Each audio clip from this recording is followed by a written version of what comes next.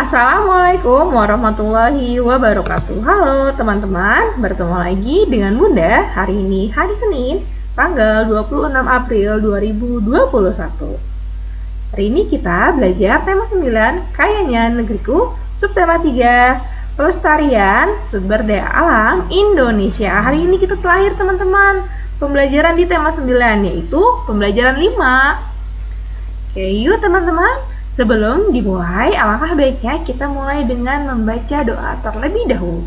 Bismillahirrahmanirrahim. Robbi zidni ilma warzuqni fahma. Ya Allah, tambahkanlah ilmuku dan pertinggilah kecerdasanku. Tujuan pembelajaran hari ini yaitu melalui penjelasan guru, siswa dapat memahami penyebab kerusakan lingkungan dengan baik. Lalu yang kedua, dengan berdiskusi, siswa mampu mengungkapkan cara melestarikan lingkungan dengan tepat. Kira-kira materinya apa ya teman-teman? Yaitu mengidentifikasi penyebab kerusakan lingkungan. Lalu yang kedua, tentang cara melestarikan lingkungan. Kita pembahasan yang pertama dulu yuk, mengidentifikasi penyebab kerusakan lingkungan. Nah, sebelum kita membahas upaya kerusakan lingkungan, nah teman-teman ingat nggak ya, apa itu arti atau pengertian dari lingkungan? Oke, Bunda ingatkan kembali ya. Lingkungan adalah segala sesuatu yang terdapat di sekitar manusia secara fisik, mencakup keadaan sumber daya alam seperti energi surya, mineral, tanah, air, serta flora dan fauna yang ada di dalamnya. Lingkungan yang bersih, indah, dan nyaman pasti menjadi dambaan setiap orang. Lingkungan tersebut tidak akan tercipta dengan begitu saja. Butuh usaha untuk mewujudkannya. Bila terjadi keseimbangan antara memanfaatkan sumber daya alam dan melestarikan, maka lingkungan tidak akan menjadi rusak. Lalu penyebabnya apa saja ya teman-teman ya? Kerusakan lingkungan menyebabkan ketidakseimbangan sumber daya alam. Kerusakan lingkungan dapat disebabkan oleh dua faktor, yaitu faktor alam dan faktor kegiatan manusia.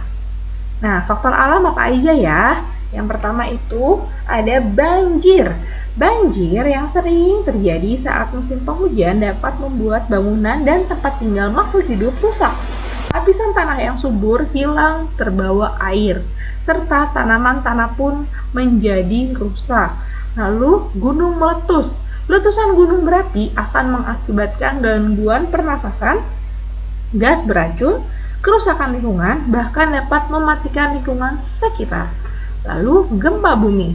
Gempa bumi akan mengakibatkan banyak bangunan yang roboh, terjadi tanah longsor, dan terputusnya jalur transportasi.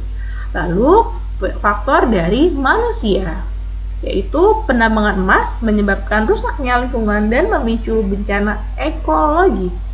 Ada penambangan pasir, menimbulkan dampak fisik lingkungan seperti tanah longsor dan berkurangnya debit air di permukaan, yaitu mata air.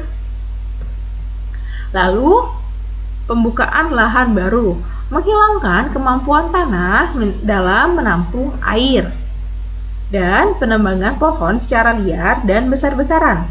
Hilangnya kesuburan tanah mengakibatkan tanah menyerap sinar matahari terlalu banyak sehingga tanah menjadi kering dan gersang. Lalu bagaimana ya cara melestarikan lingkungan? Lingkungan bersih adalah lingkungan yang bebas dari polusi udara, polusi air, dan suasana segar sejuk. Manfaat dari menjaga lingkungan ini sangatlah baik bagi kesehatan hidup manusia, serta dapat menjadi penyeimbang antara makhluk hidup. Menjaga lingkungan alam menjadi prioritas yang sangat tinggi, kenyamanan dan terhindar dari berbagai penyakit. Nah, cara melestarikan lingkungan yaitu tidak mengambil sumber daya alam secara berlebihan, melakukan reboisasi pada lahan yang gundul. Yang ketiga, mencegah pemburuan liar. Yang keempat, mencegah terjadinya pencemaran air, tanah, dan udara. Lalu yang kelima, menghemat bahan bakar fosil dan menggunakan energi alternatif. Nah, bagaimana teman-teman? Sudah paham sampai sini? Insya Allah ya. Oke, yuk sebelum kita akhir pembelajaran kita membaca hamdalah alhamdulillahirabbil alamin. Sekian teman-teman pembelajaran hari ini, semoga dapat menambah ilmu teman-teman ya. Tetap semangat belajarnya dan tetap jaga kesehatan. Selamat menunaikan ibadah puasa teman-teman. Terima kasih. Wassalamualaikum warahmatullahi wabarakatuh.